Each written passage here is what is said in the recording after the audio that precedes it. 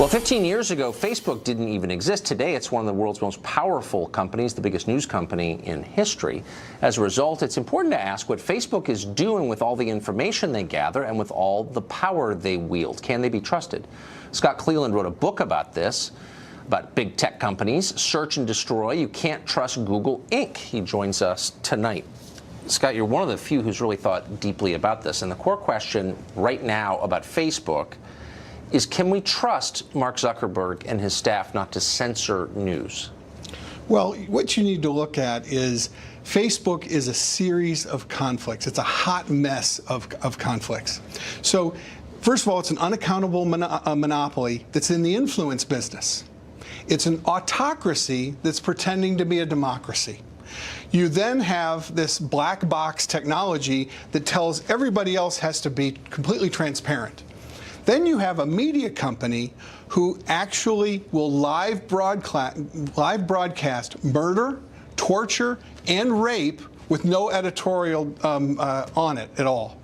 Then you have a self-appointed regulator of free speech that claims to be neutral.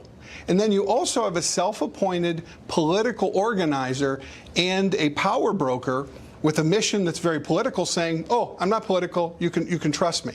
Now, it's okay, whatever their politics are, but when you try and say you're not political, their new mission, which Mark Zuckerberg gave us just in June, give people the power to build community and bring the world closer together.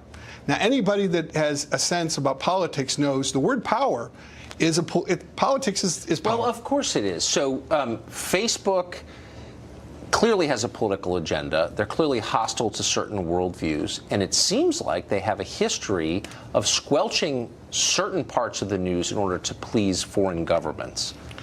And that's a problem. You know, when you're an autocracy, a technological autocracy, about half of the countries or more, depending on how you judge it, are autocracies. So they have despots that run them. And when you have a company that's 2 billion users and your value, they're the most valuable company in the world, their value comes on how many users they have and how much they're used. And so if a country, an autocratic company says, hey, country, you do this, they comply. Meanwhile, they're saying we're neutral and but they and we're not political. engage in censorship on behalf of authoritarian governments. Yes, because that's the deal they've made, is they know that they're valuable because many people use it. So they suck up to dictators in order to make money, but we have to trust them as the largest news organization in history not to censor our news, to influence us with propaganda. Why would we trust them to do that? Well, you know, like anything, you need to take anything with a grain of with a grain of salt. The reason you shouldn't trust them here is on fake news and fake ads.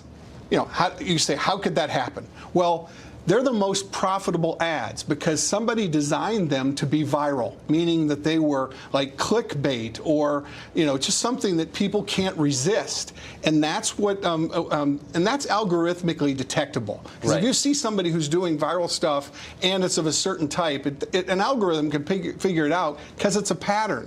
And so what is really, I think a problem here is that they're like an arms merchant in war, where they make their most money when people are politically divided, and they make less if people aren't passionate and at peace. It sounds ominous that they have more power than any information company's ever had. Scott, thank you for that, and for all the work you've done on it.